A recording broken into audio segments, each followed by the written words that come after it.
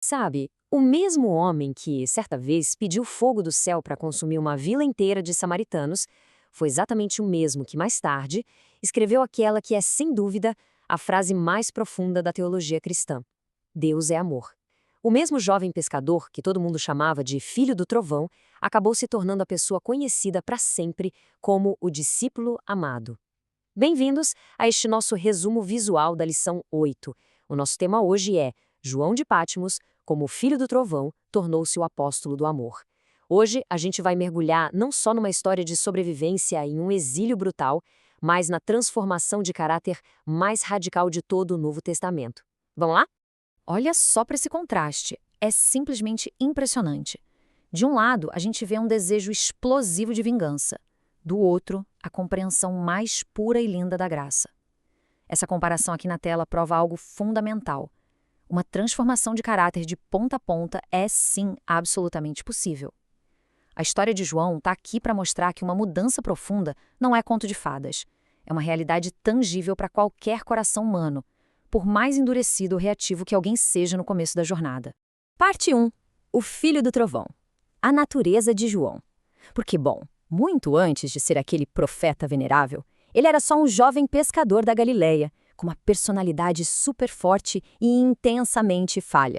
É o seguinte, João era um jovem impulsivo, orgulhoso e bem vingativo. Foi por isso, aliás, que Jesus deu a ele e ao irmão o apelido de Boanerges, que quer dizer filhos do trovão.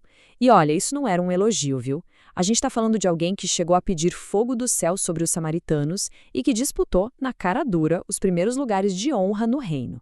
Mas, como a autora Ellen White ressalta de um jeito bem especial nessa citação, debaixo de tudo isso, o Divino Mestre visualizou um coração ardente, sincero e amoroso.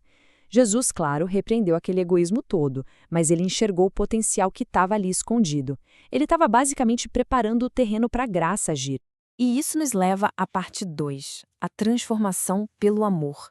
Aprendendo por observação. Essa mudança profunda do João não aconteceu da noite para o dia, com um esforço humano monumental, sabe? Aconteceu por causa de uma simples, mas contínua, proximidade com Cristo. Vamos pensar juntos na jornada educacional desse homem. Ela passou por fases extremamente intensas. Daquela glória divina absurda lá na Transfiguração, passando pela agonia humana mais profunda no Getsêmani, até chegar, finalmente, aos pés da cruz. João aprendeu que é o amor observando. Ele simplesmente viu Cristo amar pessoas que o traíram na cara dele. Viu Jesus lavar os pés daqueles que, horas depois, iam abandoná-lo. Ele ouviu o perdão sendo oferecido aos próprios crucificadores. O Evangelho conta que foi ali, sabe, reclinado no peito de Jesus, que João encontrou sua verdadeira identidade. Foi uma identidade totalmente moldada pelo amor que ele recebeu. O foco, que antes era o próprio ego, mudou para aquilo que a autora descreve perfeitamente como a beleza da santidade. Parte 3. O exílio em Patmos. Aprovação final. Agora vamos avançar algumas décadas no tempo. A história nos conta que Roma tentou executar o apóstolo, agora com quase 90 anos, jogando ele num caldeirão de óleo fervente. Como ele sobreviveu por um milagre, pois é, o império impõe um exílio cruel. E aí fica aquela pergunta martelando na nossa cabeça, né? Como é que o apóstolo do amor acabou assim, isolado numa prisão de pedras no meio do nada? É muito irônico e parece tão injusto. É a verdadeira fase do crisol, o teste mais extremo da fé de alguém já no fim da vida. A real é que Patmos era um lugar brutal, uma colônia de isolamento e trabalho forçado, uma ilha rochosa, estéril, sem vida. Mas, em vez de se fazer de vítima diante de um império implacável, olha o que João escreve no livro do Apocalipse. Ele se chama de irmão e companheiro na aflição. É uma total solidariedade com os sofredores de todas as épocas. Como Ellen White pontuou de forma brilhante, o que o império planejou para quebrar o espírito dele falhou miseravelmente. Aquela morada sombria tornou-se literalmente a porta do céu. O que nos leva à parte 4. Cristo entre os castiçais, a visão majestosa. Porque aquilo que os inimigos projetaram para silenciar João de vez, Deus usou para amplificar a voz dele de um jeito monumental. É exatamente ali no pior isolamento possível, em Patmos, que a grandiosidade rompe. Vale a pena notar os detalhes dessa descrição que João faz. olhos como chama de fogo, pés semelhantes a latão reluzente, e um rosto que brilhava como o sol quando na sua força resplandece.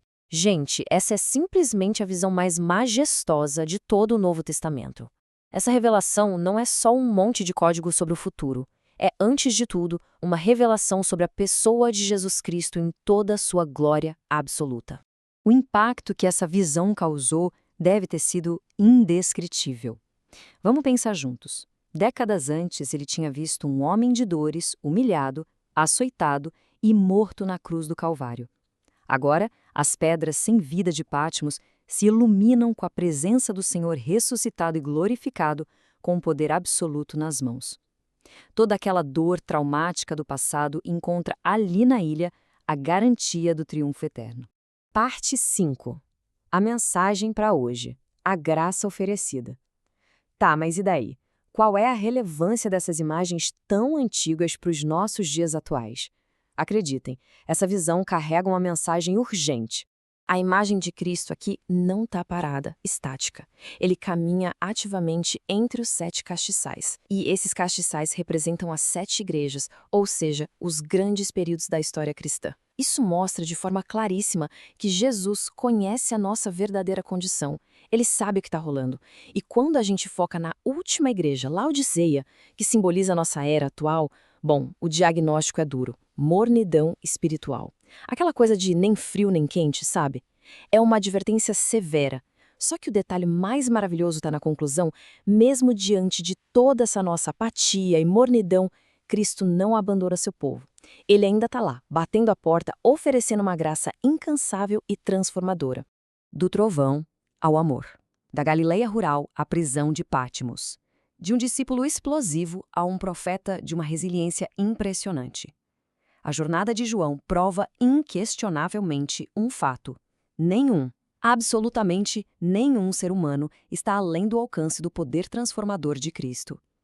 O Evangelho relata que existia um dos seus discípulos, aquele a quem Jesus amava.